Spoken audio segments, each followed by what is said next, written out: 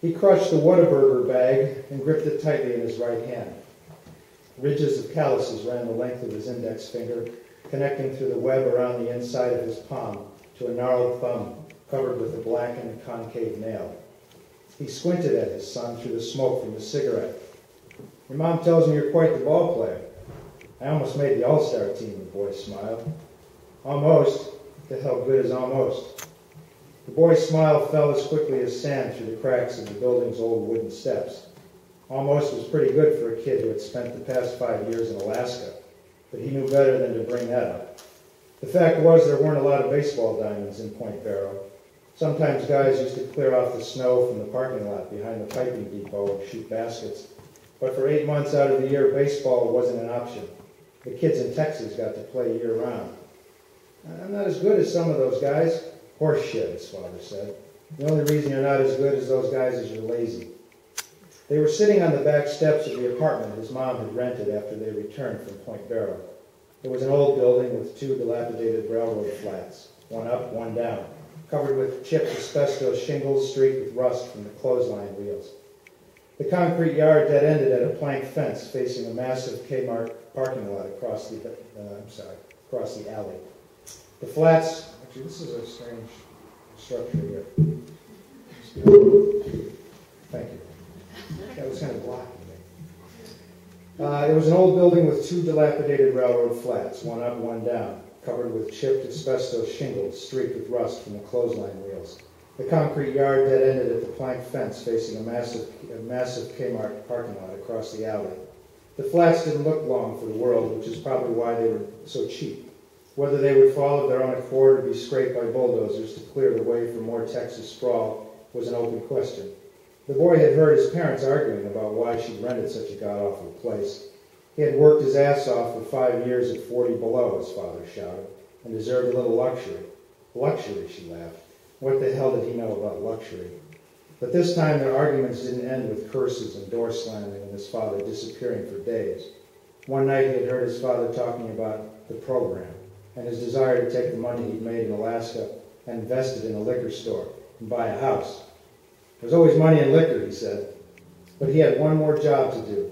Royal Dutch Shell had handpicked a team of veterans to run some state-of-the-art platforms off the coast of Norway. When Mom complained, his dad shouted, "What the hell was he supposed to do? I've got to go where the oil is, and it ain't Texas anymore." It was the last big oil field. There wouldn't be any more like this one, he said, and then he'd be home forever. The heavy bruise of an impending Gulf storm settled over Kmart. This is the weather part. His father arced the Whataburger bag across the yard, where it disappeared into the battered trash can with a soft thud. "Let's play some catch." Jason leaped up and grabbed his glove and a hardball from the shelf on the porch just behind the door. "You don't have a glove," he said. Jack Thibodeau smiled and held up his right hand, as tough and discolored as a slab of leather. They slipped through a hole in the back fence and set up 90 feet apart in the nearby deserted Kmart lot. Jason lobbed the ball softly at first, but the throws came back hard and unforgiving. They played without speaking, which was fine for the boy. When his father spoke to him, it was usually a complaint or a command. "You need a haircut. Pick up your clothes. Get ready for school." They rarely did anything together except eat or ride in cars across God-forsaken landscapes, oil fields or expanses of tundra, or prairies or swamps about to become oil fields. When his father worked, he worked. When he didn't work, he slept or drank. But this was something different. There were no complaints, no instructions, no judgments, just the ball rocketing back and forth, and glimmers of surprised contentment passing between them when they caught each other's eye. The sound of the ball in the boy's glove made a sharp retort. Against his father's hand, a slap, like a rolled-up newspaper. He couldn't believe his father was playing without a glove. He had been a superb ball player in his day, but decided to chase the certainty of Louisiana oil, Texas oil, Alaskan oil, rather than the dream of playing professional ball. "Doesn't it hurt?" His father shook his head. "Throw harder," he shouted. But the harder Jason threw, the harder it came back. They were at a level he had never played before, back and forth, in a charged, relentless rhythm that Jason could have kept up forever. And then it began to rain.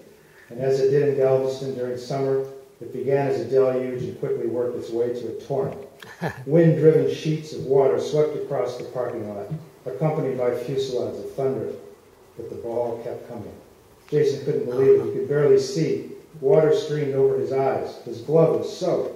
His father was nothing but a slim shade 90 feet away in the downpour. He grinned, filled with a giddy and profound sense of connection with his father. Then, "Jack! Jason!" his mom called from the back porch, breaking the reverie. A jagged streak of lightning scarred the sky. The air crackled with a sound like sheet metal ripping apart. "Lightning!" he shouted to his father. "We should go in." "Why, you got a metal plate in your head?" His dad fired the ball through the rain, and Jason speared it, laughing. He couldn't remember feeling happier, playing his favorite sport and defying the gods back to back with his old man. It was like a dream, a promise fulfilled, some kind of payback for the 15 years of wandering in the desert of his father's life. Nothing had prepared him for this, just as nothing prepared him for what was to come. Jack Thibodeau walked a few steps closer to his son. "I'm going away tomorrow," he shouted. This was another monumental change. Every other time, he just left. Jason was always the last to know where or why or for how long, just that he was gone. But now it was different. His father cared about him. He was going to do one last job and come home and do it right. "Mom said you're going to Norway," he shouted back. His father whizzed a fastball to him, low and away. It hit the pavement and skittered past, all the way to the base of the building. Jason chased it down, and when he turned to throw it back, his father was gone.